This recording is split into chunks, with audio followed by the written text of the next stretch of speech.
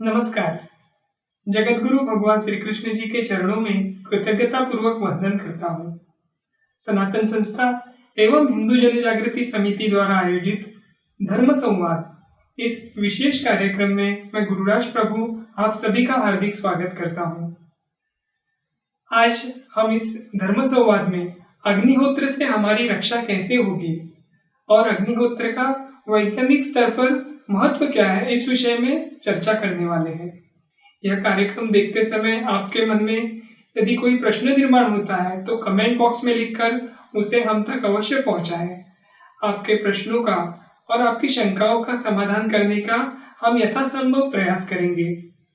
आज के इस धर्म संवाद में पूजनीय नीलेश सिंह बाजी हमें मार्गदर्शन करने वाले हैं। पूजनीय नीलेश सिंह बाजी का हम स्वागत करते हैं। पूजनीय नीलेश सिंह बाजी, आप समुद्री जहाज निर्मिती क्षेत्र के अभियंता हैं। आपने सनातन संस्था के मार्गदर्शन में साधना कर संतपद प्राप्त किया है, अर्थात आप आध्यात्मिक क्षेत्र के अधिकारी संत हैं। विगत 21 वर्षों से आप पूर्णकालीन रूप से सनातन हिंदू धर्म के प्रचार प्रसार के लिए निरंतर प्रवास में रहते हैं। आपके पास आध्यात्मिक क्षेत्र और सामाजिक क्षेत्र, इन दोनों क्षेत्रों का अनुभव है। इस अनुभव का हमें निश्चित तौर पर लाभ होगा। दर्शकों, आइए तो फिर हम आज के इस धर्म संवाद को आरंभ करेंगे। अध्यात्म से संबंधित अनेक विषयों पर हमने इस धर्म संवाद में चर्चा की है।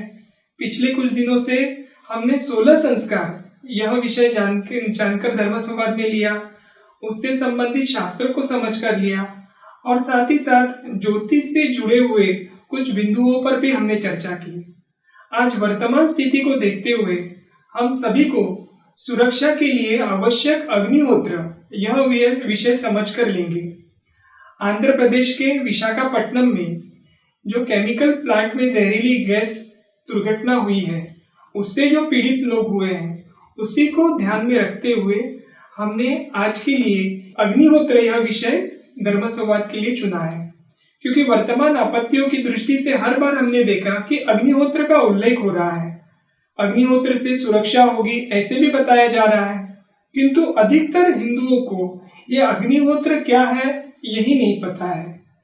तो पूजनीय नीलेश जी, सर्वप्रथम आज हम आपसे प्रार्थना करेंगे कि अग्निहोत्र क्या है, ये आप हमारे दर्शकों को बताइए। आजकल इस अग्निहोत्र के बारे में बहुत चर्चाएं हो रही है और देश विदेश में इसकी चर्चा हो रही है। जबकि कोरोना की महामारी, जब से एक वैश्विक महामारी यहाँ पर आ गई, इससे बचने के लिए अग्निहोत्र के बारे में बहुत सारी चर्चाएं हो गई।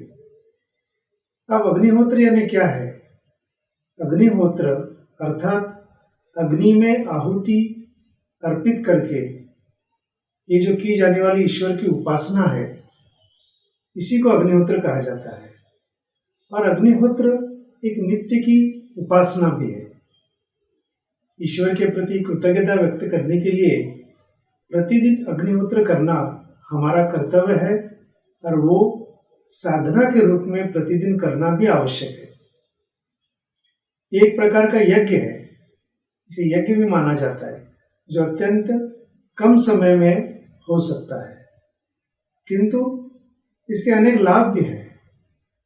जैसे आपको याद होगा और सभी दर्शकों को भी याद होगा कि भोपाल में एक गैस दुर्घटना हुई थी और उस दुर्घटना में जिनके घर पर अग्निहोत्र चल रहा था उनकी रक्षा हुई, ये हम सब लोग जानते हैं। अग्निहोत्र का वातावरण पर क्या परिणाम होता है, इसके बारे में भी हम समझ कर लेंगे। जैसे विज्ञान के माध्यम से इसके अध्ययन के लिए महर्षि अध्यात्म विश्वविद्यालय, इसके द्वारा यूटीएस यानी यूनिवर्सल थर्मो स्कैनर, जिसे यूनिवर्सल ऑरा स्कैनर भी कहा जाता है, इससे एक परीक्षण किया गया। इस परीक्षण में ऐसे पाया गया कि अग्निहोत्र आरंभ करने से पहले अग्निहोत्र का जो पात्र होता है या जिसमें अग्निहोत्र किया जाता है, उसका कुल प्रभा मंडल यानी ऑरा जो है वो 1.19 मीटर यानी 1.19 मीटर इतना था। और अग्निहोत्र के पश्चात उसमें 3.05 मीटर की बढ़ोतरी होकर वो 4.24 हुआ, यानी 4.24 मीटर्स का ऑरा उसका बन गया। यानी यह हमें ध्यान में रखना चाहिए कि साधारण व्यक्ति अथवा वास्तु का कुल प्रभामंडल जो है वो 1 मीटर के करीब होता है।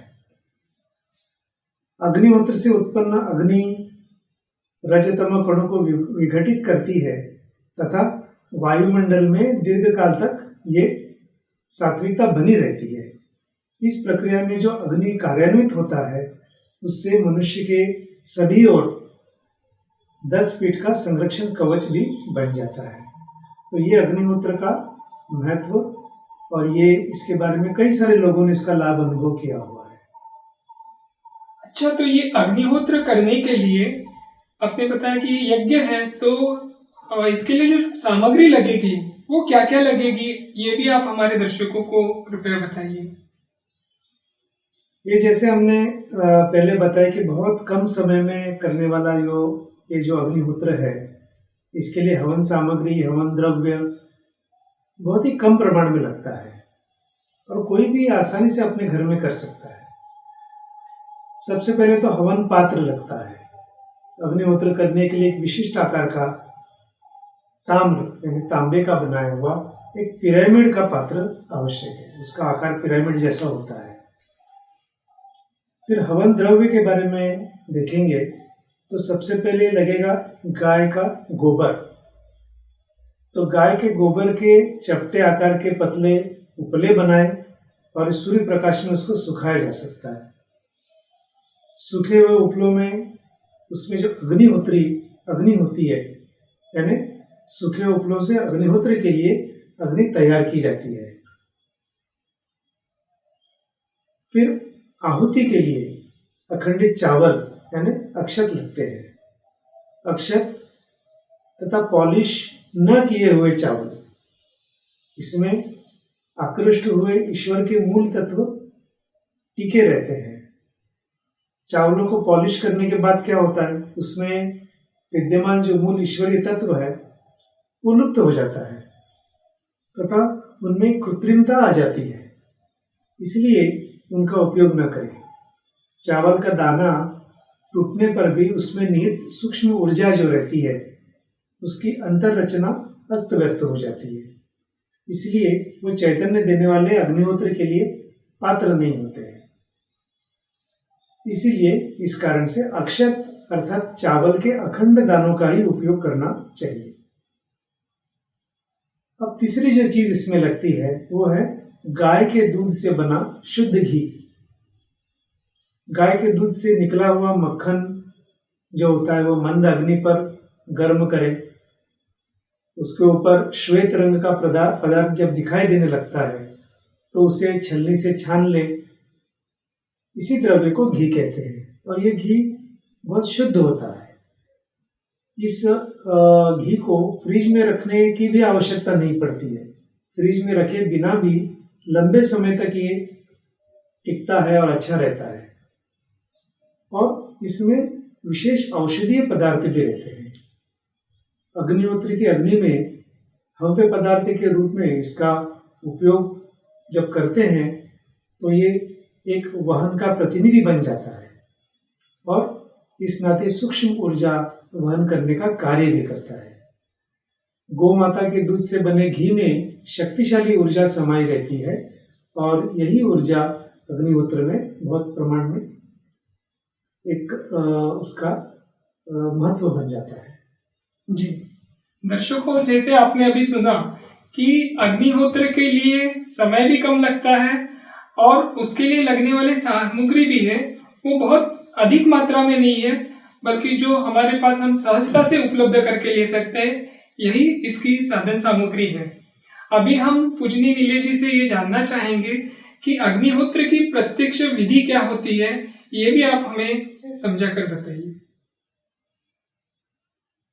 इसकी विधि भी बहुत आसान है। सबसे पहले तो अग्निहोत्र करते समय पूर्व दिशा की ओर हमारा मुख करके मुख कर में बैठना चाहिए, पूर्व दिशा की ओर मुख कर बैठे। दूसरा, अग्निहोत्र के लिए अग्नि प्रज्वलित करें। और तीसरा, हवन पात्र के तल में उपले का एक छोटा टुकड़ा रखें, उस पर उपले के टुकड़ों को घी लगाकर उन्हें इस प्रकार से रखें कि उसके अंदर, उसके भीतर की रिक्त जो जगह है उससे वायु का आवागमन हो सके। पश्चात उपले के एक टुकड़े को घी लगाकर उसे प्रज्वलित करें तथा हवन पात्र में रखें और कुछ ही समय में उपलों के सब टुकड़े प्रज्वलित हो जाएंगे। अग्नि प्रज्वलित होने के लिए वायु देना हो तो उसे हाथ के पंखे का उपयोग कर सकते हैं, परंतु मुंह से फूंक कर अग्नि प्रज्वलित न करें, क्योंकि ऐसा करने से मुंह के कीटाणु जो होते हैं वो अग्नि में प्रवेश कर जाते हैं। अग्नि प्रज्वलित करने के लिए मिट्टी के तेल जैसे ज्वलनशील पदार्थों का भी उपयोग न करें और अग्नि ऐसी बनाएं कि जिससे बहुत ज्यादा धुआं भी ना निकले। अब ये अग्निहोत्र कब करना है, इसका समय कौन सा है, इसके बारे में भी शास्त्र है। सबसे पहले तो सूर्योदय के समय ये किया जा सकता है। सूर्योदय के समय अग्निहोत्र करते समय, जैसे अभी आपको स्क्रीन पर दिखता होगा कि एक मंत्र का उच्चारण बताया गया है। तो वो मंत्र क्या है? सूर्याय स्वाहा सूर्याय इदन्न मम, प्रजापतये स्वाहा प्रजापतये इदन्न मम। दूसरा, यही अग्निहोत्र सूर्यास्त के समय भी करें और उसके लिए जो मंत्र बताए गए हैं वो ऐसे हैं: अग्नये स्वाहा अग्नये इदन्न मम और प्रजापतये स्वाहा प्रजापतये इदन्न मम। अब ये जो मंत्र है इनका उच्चारण योग्य पद्धति से होना आवश्यक है। मंत्रों का उच्चारण अग्निहोत्र के स्थान पर वहां पर वो गुंजे ऐसे नादमय पद्धति से, मध्यम गति से, यानी बहुत शीघ्र भी ना हो बहुत धीमा भी ना हो, ऐसे आवाज से स्पष्ट तथा ऊंचे स्वर में करना आवश्यक है। अब मंत्र बोलते समय हमारा भाव भी होना चाहिए। वो भाव कैसे रखें ये भी हमें समझ लेना आवश्यक है। मंत्रों में सूर्य, अग्नि, प्रजापति, ये जो शब्द हैं ये ईश्वरवाचक शब्द हैं। इन मंत्रों का अर्थ है सूर्य, अग्नि, प्रजापति, इनके अंतर्यामी स्थित परमात्म शक्ति को मैं ये आहुति अर्पित करता हूं। और इदन्न मम का अर्थ क्या है? ये मेरा नहीं है। समस्त सृष्टि का निर्माण तथा उसका पालन पोषण करने वाली परमात्म शक्ति के प्रति शरणागत भाव का कथन इस मंत्र में किया गया है। अब घर का एक व्यक्ति जब अग्निहोत्र कर रहा हो तो उस समय घर के बाकी लोग क्या कर सकते हैं? घर के प्रत्येक व्यक्ति को आहुति देने की आवश्यकता नहीं है। घर का एक व्यक्ति अग्निहोत्र करे और उस समय अन्य सदस्य, घर के जो अन्य सदस्य हैं वहां उपस्थित रहकर आहुति देने वाले के साथ अग्निहोत्र के मंत्र अवश्य बोल सकते हैं। अब अग्नि में हवन द्रव्य छोड़ना, ये जो प्रक्रिया है इसके बारे में थोड़ा समझ लेंगे। इसके लिए चावल के 2 चुटकी दाने हथेली पर अथवा तांबे की थाली में लेकर उस पर गाय के घी के कुछ बूंदे डालें। ठीक सूर्योदय के या सूर्यास्त के समय प्रथम मंत्र बोलें तथा स्वाहा इस शब्द के उच्चारण के उपरांत दाहिने हाथ की मध्यमा, अनामिका तथा अंगूठी की चुटकी में अक्षत घी का मिश्रण लेकर अग्नि में छोड़ें। इसके लिए चुटकी भर अक्षत पर्याप्त होते हैं। अब दूसरा मंत्र बोले तथा स्वाहा ये शब्द बोलने के पश्चात दाहिने हाथ से अभी जिस प्रकार से मैंने बताया उसी तरह से अक्षत घी का मिश्रण अग्नि में छोड़े। तो ये अग्निहोत्र प्रत्यक्ष करने की जो विधि बताई गई है इसके बारे में मैंने बताया। दर्शकों, पूजनीय नीलेश जी ने न केवल हमें विधि बताई बल्कि इस विधि का शास्त्र भी समझाया और साथ ही साथ ये हमें कब करना है इस विषय में भी विस्तृत रूप से जानकारी दी। अभी हम आपसे ये भी जानना चाहेंगे कि इस विधि से लाभ क्या होता है।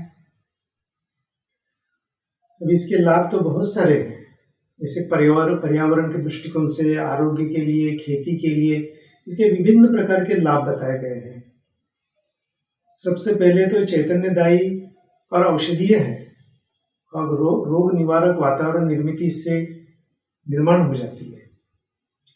अग्निहोत्र से अधिक पौष्टिक तथा स्वादिष्ट अनाज उत्पन्न होता है। अग्निहोत्र के कारण वातावरण से वनस्पतियों को पोषक द्रव्य मिलते हैं और वे सुखी होते हैं।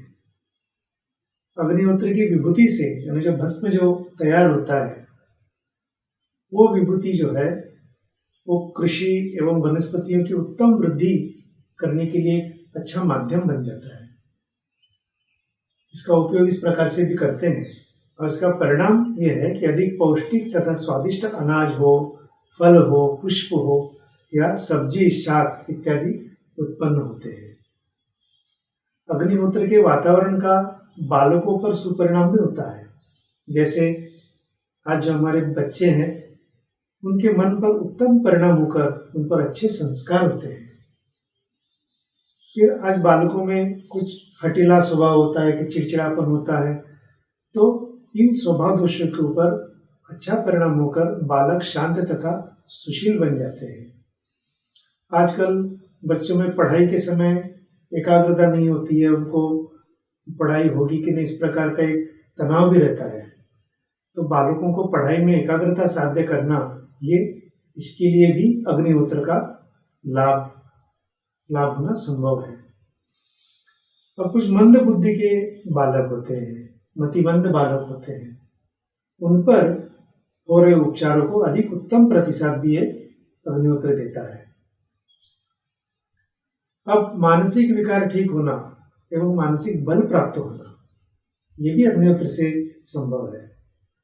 नियम पूर्वक यदि अग्निहोत्र करने वाले विविध स्तरों के स्त्री, पुरुष, बालक, वृद्ध सभी में अधिक समाधान, जीवन की ओर देखने का सकारात्मक दृष्टिकोण, मन शांति, आत्मविश्वास एवं अधिक कार्य प्रवणता जैसे गुणों की निर्मित होती है और उसके बढ़ने का अनुभव भी कई लोगों को हुआ है। शोध से यह भी पता चला है कि मद्य तथा अन्य घातक मादक पदार्थों के व्यसनाधीन व्यक्ति जो होते हैं, वो अग्निहोत्र के प्रभाव से उन व्यसनों से मुक्त हो सकते हैं, क्योंकि उनमें दुर्दम्य इच्छा शक्ति अग्निहोत्र से निर्माण हो जाती है। अब तंत्रिका तंत्र पर क्या परिणाम होते हैं, जैसे हमारे मस्तिष्क में क्या परिणाम होते हैं। अग्निहोत्र की जो ज्वाला होती है, उससे निकलने वाले धुएं का मस्तिष्क तथा तंत्रिका तंत्र पर प्रभावी परिणाम होता है। और कुछ शोधकर्ताओं का कहना है, उन्होंने शोध कार्य किया है और उन्होंने कहा है कि अग्निहोत्र के औषधि युक्त वातावरण के कारण रोगकारक कीटाणुओं की वृद्धि पर प्रतिबंध लगता है। तो ये बहुत सारे जो लाभ हैं, एक अग्निहोत्र जैसे एक अपने घर में कर सकते इस प्रकार के एक यज्ञ का परिणाम जो है वो हमें आज दिखाई देता है। जी, अगर इतने सारे लाभ इस छोटे से अग्निहोत्र की विधि से होने वाले हैं या होते हैं, तो निश्चित तौर पर ये हर व्यक्ति ने अपने घर में अग्निहोत्र करने की आवश्यकता दर्शाता है। तो हम अभी ये जानना चाहेंगे कि अग्निहोत्र करने के उपरांत भी कोई क्रिया या और कुछ करना आवश्यक होता है क्या? ये एक अच्छा प्रश्न है। अब अग्निहोत्र करने के बाद यथासंभव या जितना संभव हो उतना समय ध्यान कर सकते हैं। यथासंभव हवन की अग्नि शांत होने तक तो हम ध्यान के लिए अवश्य बैठे। दूसरा ये करें कि अग्निहोत्र की जो विभूति होती है, जब भस्म होता है, उसे निकाल कर रखें। और ये निकाल कर किस में रखना है? हवन पात्र की विभूति निकालकर कांच के अथवा मिट्टी के पात्र में हम भर के रख सकते हैं। इस भस्म का उपयोग वनस्पतियों के लिए खाद के रूप में तथा औषधियां बनाने के लिए किया जा सकता है। जी, अभी जैसे आपने इसके लाभ बताए, तो हम ये थोड़े वैज्ञानिक स्तर पर भी ये जानना चाहेंगे कि अग्निहोत्र के विषय में जो कुछ भी वैज्ञानिक स्तर पर जो शोध कार्य हुआ है, या उसका हम आपसे जानकारी लेना चाहेंगे। इसमें कुछ वैज्ञानिकों ने इसके बारे में शोध कार्य भी किया है। मैं पुणे के डॉक्टर प्रमोद मोघे, जो पुणे के नेशनल केमिकल लेबोरेटरी संस्था के निवृत्त ज्येष्ठ शास्त्रज्ञ हैं, उन्होंने इसके ऊपर जो शोध कार्य किया है अग्निहोत्र पर, तो उसके बारे में उन्हीं के शब्दों में मैं बताता हूँ। उन्होंने अग्निहोत्र के परिणाम बताते हुए ऐसा कहा कि अग्निहोत्र का परिणाम देखने के लिए उन्होंने जानबूझकर पर्यावरण से हानिग्रस्त क्षेत्र ऐसा चुना, यानी जहाँ पर पर्यावरण की अधिक प्रमाण में हानि हो रही है, ऐसा एक क्षेत्र उन्होंने पुणे क्षेत्र का चुना। जहाँ वायु का प्रदूषण बड़ी मात्रा में पाया गया, वो भाग है पुणे का रमण बाग हाई स्कूल, शनिवार पेठ। वहाँ पर उन्होंने इसका प्रयोग किया। अग्निहोत्र का परिणाम जानने के लिए कुछ बातों का पूर्व मापन उन्होंने रखा हुआ था, जैसे अग्निहोत्र से प्रकाश और उष्णता ऊर्जा में होने वाला परिणाम क्या होता है, परिवर्तन कितना होता है। अग्निहोत्र के धुएं का आसपास के सूक्ष्म जंतुओं पर क्या परिणाम होता है। अग्निहोत्र के धुएं का पर्यावरण के वायु प्रदूषण पर क्या परिणाम होता है। बीज की वृद्धि पर अग्निहोत्र के धुएं और राख का क्या परिणाम होता है। अग्निहोत्र की राख के औषधीय गुणधर्म क्या है, और अग्निहोत्र की राख में पानी को शुद्ध रखने की क्षमता कितनी होती है। इन अलग अलग प्रकार के पहलुओं पर उन्होंने शोध कार्य किया और ये प्रयोग विद्यालय की कक्षा में उन्होंने प्रयोग किया। उसमें विद्यालय के विद्यार्थी, शिक्षक और विद्यालय के मुख्याध्यापक ने मन से सहभाग लेकर उन्हें उत्तम सहयोग भी किया, और वहाँ के प्रयोग में फर्ग्यूसन महाविद्यालय के जैव तंत्रज्ञान इस विभाग के प्राचार्य की सहायता भी ली, और सभी आधुनिक विज्ञान यंत्रों के द्वारा अग्निहोत्र के कुछ लाभ जो है वो विश्व के सामने प्रस्तुत करने में सफल हुए। और उन्होंने लिखा, इसमें अपने शोध का जो उन्होंने प्रबंध लिखा उसमें लिखा कि अग्निहोत्र के कारण प्रकाश ऊर्जा में हुआ परिवर्तन एक नापा गया उनकी ओर से, एक लक्ष्य मीटर की सहायता से उन्होंने वो नापा। अग्निहोत्र के धुएं का आसपास के सूक्ष्म जंतुओं पर होने वाले परिणाम के अध्ययन के लिए यज्ञ के पूर्व के और पश्चात के जंतुओं की संख्या उससे गिनी गई। इससे प्रमाणित हुआ कि अग्निहोत्र से लगभग 90% सूक्ष्म जंतुओं की वृद्धि रुक गई। इतना बड़ा परिणाम उससे दिखाई दिया। प्रयोग के लिए चुना गया स्थान बहुत ही यातायात वाला था, इससे वहां वायु का प्रदूषण प्रचंड मात्रा में हो ही रहा था, किंतु अग्निहोत्र करने के पश्चात वायु में घातक सल्फर डाइऑक्साइड इसकी जो मात्रा थी ये 10 गुना कम हो गई। इससे यह प्रमाणित हुआ कि प्रदूषण रोकने में भी अग्निहोत्र सहायता करता है। और पौधों की वृद्धि के बारे में उन्होंने जो लिखा उसमें यह पाया गया कि पौधों की वृद्धि में अग्निहोत्र के परिणाम जांचने के लिए उन्होंने अंकुरित बीज अग्निहोत्र के कक्ष में और विद्यालय के बाहर के परिसर में भी रखे। अग्निहोत्र के वातावरण में राख लगाकर रखे बीजों के पौधों की वृद्धि बड़ी मात्रा में हुई।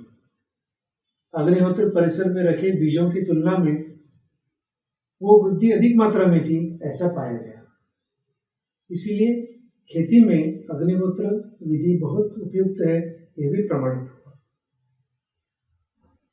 और पानी को शुद्ध करने के बारे में उन्होंने जब देखा तो ये पाया कि पानी में जंतु और क्षारों की मात्रा 80 से 90% कम हो गई। न्यून पाई जाने के व्रण जो है उसके बाद त्वचा रोग पर वो बहुत उपयुक्त होती है, ये भी प्रयोग में सिद्ध हुआ। अग्निहोत्र की राख से पीने के पानी में जंतु और क्षार की मात्रा 80 से 90% घट गई। अग्निहोत्र का पानी शुद्धिकरण में भी उपयोग होता है, ये सिद्ध हुआ। उपयुक्त सभी लाभ केवल 10 मिनटों में ही मिल सकते हैं, ये भी सिद्ध हुआ। इस विधि के लिए हम 3 से 5 रुपए के व्यय पर, यानी केवल 3 से 5 रुपए का खर्चा होता है। इतना ही खर्चा करने पर पीने के पानी के साथ प्रत्येक घर प्रदूषण रहित, जंतु रहित कर सकते हैं। खेती में भी उस राख का उपयोग कर सकते हैं। यह हम विश्व के सामने प्रमाण के साथ निष्कर्ष सहित वैश्विक वैज्ञानिक मासिक में प्रसिद्ध कर सके, ऐसे उन्होंने कहा। हमारे पूर्व पारंपरिक विज्ञान को सम्मान के साथ विश्व में सम्मान का स्थान विश्व में दे पाए, इसका हमें गर्व है, ऐसे भी उन्होंने कहा। दर्शकों, ये प्रत्यक्ष किए हुए वैज्ञानिक प्रयोग के माध्यम से एक आधुनिक विज्ञान को जो जानता है और उस क्षेत्र में एक बहुत ही ऊंचे पद पर जिन्होंने कार्य किया था, ऐसे व्यक्ति ने किए हुए शोध के बारे में पूज्य नीलेश जी ने हमें बताया। तो इससे हमें निश्चित तौर पर ये समझ में आता है कि हमारा अध्यात्म वर्तमान आधुनिक विज्ञान से भी कई गुना अधिक प्रगत था। अभी हम ये जानना चाहेंगे कि विश्व अग्निहोत्र की ओर किस प्रकार से देखता है, ऐसे आपको लगता है? अभी विश्व में अग्निहोत्र की बहुत चर्चाएं तो हो ही रही है, और कई देश जैसे जर्मनी है, ऑस्ट्रेलिया है, अमेरिका है, इंग्लैंड है, France, Poland, Spain, Canada, Singapore, Japan, ऐसे 70 देशों ने अग्निहोत्र की भारतीय संकल्पना को आज स्वीकार कर लिया है और वे विविध विज्ञान विषयक मासिकों में उसके निष्कर्ष जो है वो प्रकाशित करने लगे हैं। उन्होंने इस पर आधारित खेती का नाम होमा फार्मिंग टेक्निक ये रखा भी है। दुर्भाग्य से भारतीय प्राचीन विज्ञान के अणुशास्त्र, रसायन शास्त्र, भौतिक शास्त्र, गणित, आरोग्य शास्त्र, वैमानिक शास्त्र, धातु शास्त्र, निर्माण शास्त्र, शिल्प शास्त्र, इसका पूरा लाभ उपयुक्त देशों के शास्त्रज्ञों ने उठाया और उसके जागतिक पेटेंट्स भी लिए। हमारे देश के शास्त्रज्ञों के अध्ययन में अब ये बात ध्यान में आ रही है। खेद की बात यह है कि इन शास्त्रज्ञों को प्राचीन विज्ञान पर विश्वास नहीं था, किंतु वही ज्ञान श्वेत लेखनी से आने पर धन्य धन्य कहकर उसे आज वो स्वीकार कर रहे हैं। लेकिन सभी दर्शकों को मैं इतना ही बताना चाहूँगा कि हमारा भारतीय प्राचीन जो विज्ञान है वो बहुत ही प्रगल्भ है, बहुत ही श्रेष्ठ है, और इस विज्ञान का उपयोग कर निश्चित तौर पर हम हमारा व्यक्तिगत जीवन हो, हमारा सामाजिक जीवन हो, परिवार हो, पर्यावरण हो, खेती हो और हमारा स्वास्थ्य, हर क्षेत्र में इसका उपयोग करके हमारा जीवन और आनंददायी और स्वस्थ बना सकते हैं। जी पूजनीय नीलेश जी, आपने एक बात एकदम सही कही कि श्वेत लेखनी और ये पश्चिमी संस्कृति, इसका भारतीयों पर बहुत अधिक गहरा प्रभाव होता हुआ दिखाई दे रहा है। अभी समय आ गया है कि हम सभी को अपनी जो पुरानी आध्यात्मिक जो सांस्कृतिक धरोहर है उसको समझना पड़ेगा, उसको जीवन में उतारना पड़ेगा। क्योंकि जैसे अभी पूजनीय नीलेश जी ने बताया कि विश्व के 70 देश आज अग्निहोत्र के विषय में चर्चा कर रहे हैं, अध्ययन कर रहे हैं और उसके विषय में उसका लाभ उठा रहे हैं। ऐसे विश्व के अनेकों देश भारतीय सभ्यता, भारतीय संस्कृति और अध्यात्म का सखोल अध्ययन करके अपने नागरिकों के लिए उसका क्या लाभ हो सकता है इस विषय में देख रहे हैं। परंतु खेद है कि हम हिंदुओं को या हम भारतवासियों को हमारा ये अध्यात्म, हमारा ये धर्म की सिद्धांत, धर्म के विषय में जो इतना गहन अध्ययन हमारे ऋषि मुनियों ने करके रखा हुआ है, ये कहीं से सिखाने की व्यवस्था नहीं है। और ये अध्यात्म और धर्म को जानने के उद्देश्य से ही हमने यह धर्म संवाद, यह कार्यक्रम आरंभ किया है। और आप दर्शकों से जो उत्स्फूर्त प्रतिसाद हमें मिल रहा है, उससे भी हम सभी को बहुत उत्साह मिल रहा है कि आप इस कार्यक्रम का सही मायने में लाभ उठा रहे हैं। आपकी शंकाओं को हम तक पहुंचा रहे हैं और अपने जो भी प्रश्न हैं, अपनी जो भी जिज्ञासाएं हैं, उसको शांत करने का प्रयास कर रहे हैं। और इसी प्रकार से हम भी आपके हर प्रश्न का उत्तर देकर, आपकी जिज्ञासाओं को यानी उससे संबंधित जानकारी देकर आपकी शंकाओं का समाधान करने का प्रयास करते रहेंगे। अब समय आ गया है कि आज का हम यह धर्म संवाद यही समाप्त करें। पूजनीय नीलेश जी, हम आपके बहुत बहुत आभारी हैं कि आपने वर्तमान ये संकट के समय पे, जैसे जो दुर्घटना एक हो रही है, चाहे ये वैश्विक महामारी हो या वर्तमान में विशाखापट्टनम में घटित हुई या गैस दुर्घटना हो, ऐसे में हमें सुरक्षित रहने के लिए एक छोटी सी कृति, छोटा सा यज्ञ, छोटी सी विधि अग्निहोत्र करके हम इसका लाभ कैसे ले सकते हैं, यह विस्तृत रूप से आपने हमें समझाया। हमारे दर्शकों को इसके विषय में उनके मन में निर्माण हो सकते हैं ऐसे प्रश्नों के उत्तर भी आपने दिए। हम सभी दर्शकों से पुनः एक बार विनती करेंगे कि इस विषय में अगर आपके मन में और भी कोई शंकाएं निर्माण हुई है तो आपके प्रश्न कमेंट बॉक्स में लिखकर आप हम तक अवश्य पहुंचाइए। और आज का यह धर्म संवाद हम यहीं पे समाप्त करेंगे। उससे पूर्व जगत गुरु भगवान श्री कृष्ण जी के चरणों में हम कृतज्ञता पूर्वक नमस्कार करेंगे और यह आज का धर्म संवाद यहीं समाप्त करेंगे। नमस्कार।